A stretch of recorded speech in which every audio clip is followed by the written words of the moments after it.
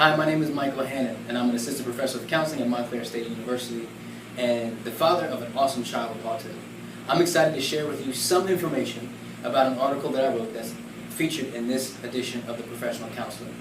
The article, entitled Smiles from the Heart, is broadly about how autism affects fathers and family systems, but specifically, it asks four fathers of sons with Asperger's about their rewards, the challenges, and how they've adjusted to the challenges of fathering sons with Asperger's disorder. Now, a few different things motivated my interest in this study. I mentioned earlier, I'm the father of a child with autism, but there's not much scholarship in our counseling literature that really inquires about the mental health and well-being of fathers as they navigate this lived experience. And so I was very much interested in investigating that. Secondly, much of the literature that does exist, it actually talks primarily about the negative stress associated with this particular lived experience.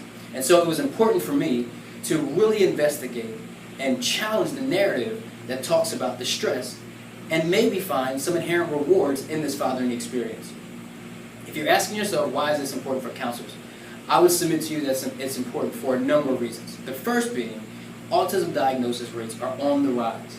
If you're aware, the Center for Disease Control and Prevention reported just in April of 2014 that 1 in 68 children are now being diagnosed with some form of autism. And so for counselors who are working in rehabilitation settings or in other settings, it's important for us to know how to treat children affected by this developmental difference, but also understand the family influence that comes as a result of having a child with autism in the household.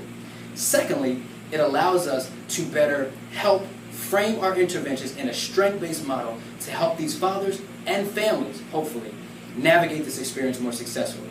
So one question you might consider is, how has autism affected you? And how does autism motivate you? And so I hope you enjoy the article.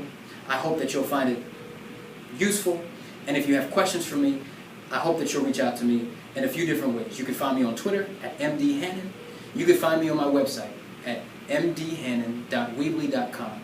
Or you can visit my nonprofit organization's website at www.gtac.org. Thanks.